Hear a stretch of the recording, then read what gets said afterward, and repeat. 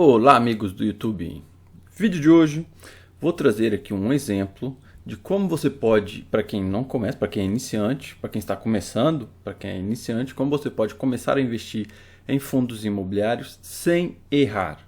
Eu participo de alguns fundos de alguns grupos de fundos imobiliários e sempre tem pessoal novo perguntando por onde eu começo, o que vocês recomendam. Então nada para começar, nada aqui é uma recomendação, é só um exemplo de como você poderia fazer utilizando a base de dados gratuita do Status Invest para selecionar os bons fundos imobiliários para você começar ou iniciar uma carteira que não pode dar errado, que tem tudo para dar certo no longo prazo, ok? Então vamos só atualizar a carteira. Estamos aqui hoje com menos 3,40 de rendimento. O Ibovespa menos 5,45, portanto podemos ver que o Ibovespa subiu muito há um mês atrás basicamente. Hoje é dia 15, então deixa eu ver, dia 15/7. Há um mês atrás ele estava com menos 18 e hoje está com menos 5, portanto subiu muito, uma recuperação de praticamente 13% aí. Dentro do negativo, né? Saiu de menos 18, subiu para menos 15, então basicamente 13% de recuperação, o que é muito para o índice da bolsa como um todo.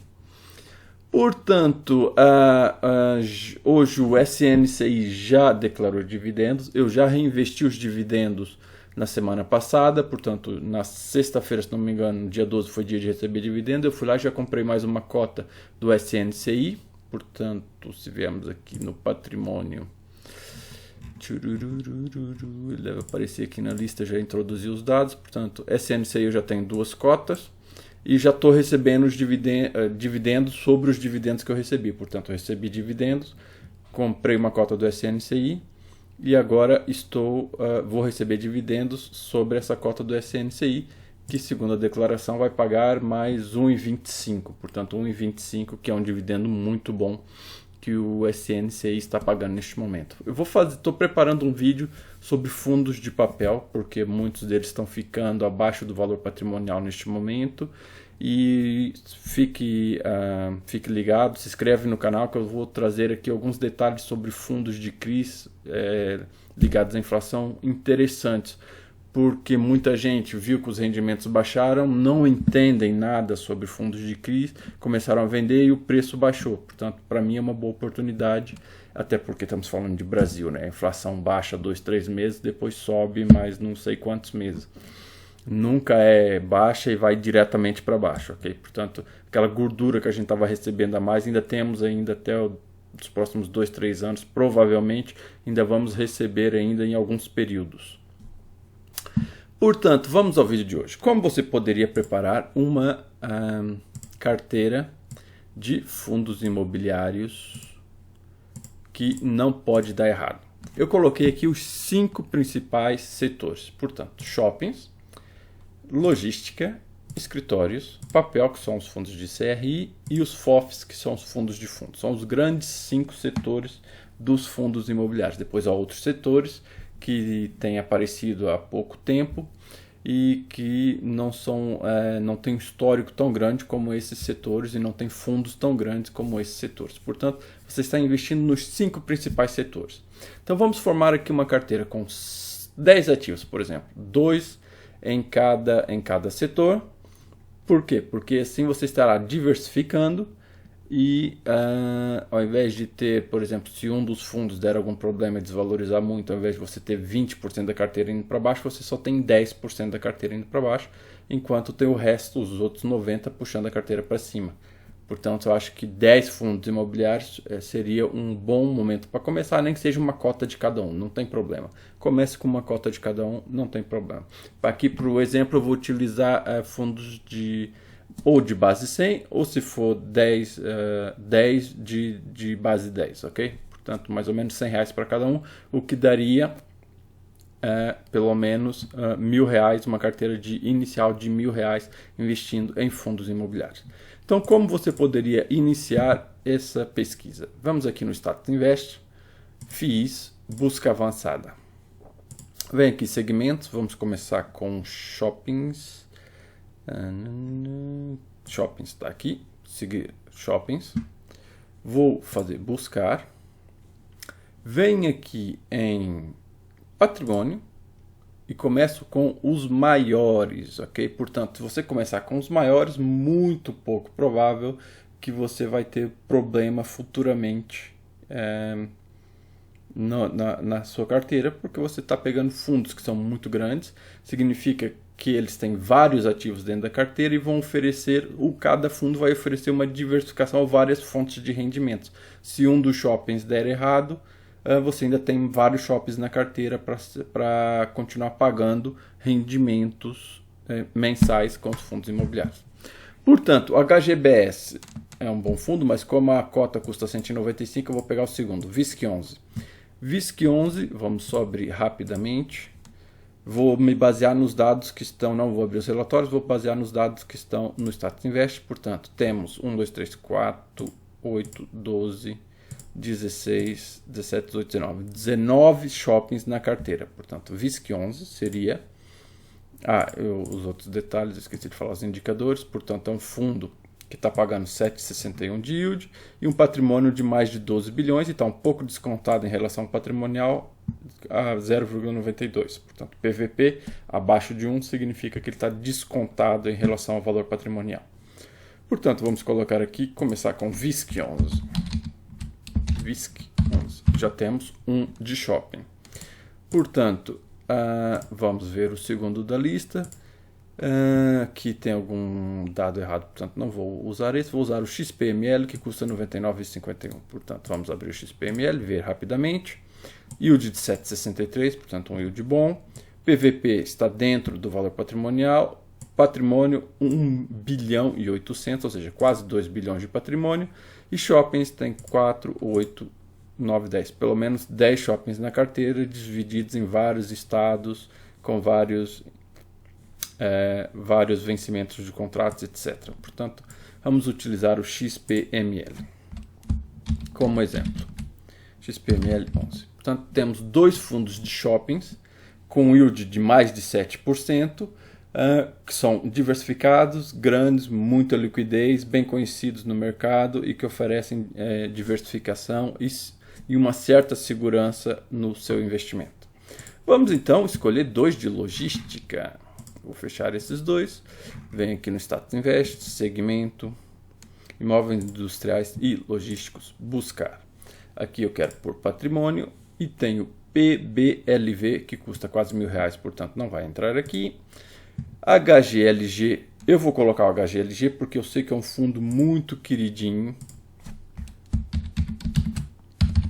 e não tem como você errar comprando o HGLG, ok? Vamos só ver alguns indicadores. Yield de 9,36% nos últimos 12 meses. 3,4 bilhões, PVP 1,17. Portanto, tenha em atenção que é um fundo que está um pouco caro. Se a carteira fosse para mim, eu não iria investir nele porque ele está acima do PVP. E há outros fundos que são igualmente bons, talvez não vão entregar o mesmo resultado, mas são igualmente bons no sentido de serem diversificados, terem um bom patrimônio e que estão descontados. Como nós vamos poder ver aqui, o XPLG é um fundo... e o HGLG, esqueci de falar o número de imóveis. Portanto, 4, 8, 12, 16, 17, 18, 19. 19 imóveis dentro da carteira. XPLG, 7,9 de yield dos últimos 12 meses. 0,88, lá está. 12% de desconto. Patrimônio de 3 bilhões. E um portfólio de 4, 8, 12, 13, 14. 14 imóveis dentro da carteira. Portanto, vou colocar aqui XPLG 11. Se fosse para mim, eu não compraria o HGLG, iria para o próximo da lista, que é o BRCO ou o VILG, porque o BRCO, acho que ele tem alguns imóveis industriais, portanto não é tanto logística, mas colocaria, por exemplo, o VILG, que é também um excelente fundo. Mas aqui vou colocar então os dois primeiros como exemplo, para ter certeza que você não tem como errar escolhendo esses dois fundos imobiliários.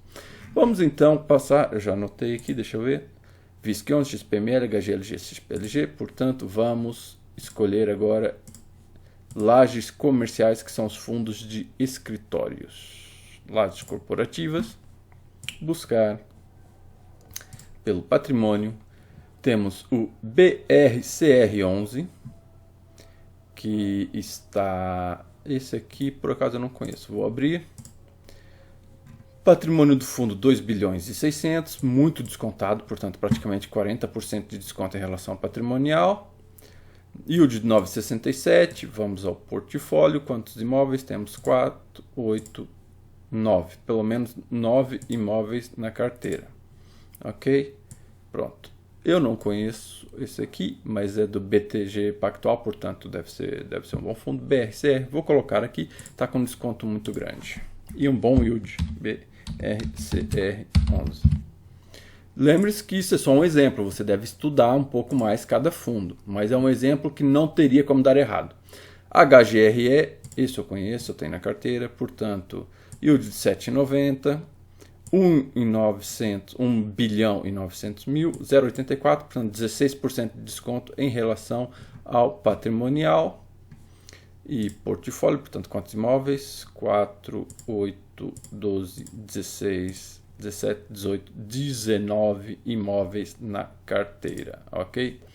Portanto, HGRE 11. Temos aqui dois exemplos de fundos de lajes comerciais que estão pagando dividendos e que estão muito descontados, portanto, podendo oferecer uma boa valorização no longo prazo. São diversificados, têm vários imóveis na carteira, são de gestoras conhecidas, portanto, não teria como dar errado no longo prazo investindo nesses dois fundos. Vamos então ao próximo, temos fundos de papel. Os fundos de papel é um pouquinho mais difícil porque existe o facto de você investir em fundos de IPCA ou fundos de CDI. Mas eu vou seguir a mesma estratégia, portanto, supondo que você está começando agora e não tem muita informação, vamos começar pelos maiores e conforme você for aprendendo mais, você depois logo decide qual seria o melhor para você ou não. Patrimônio.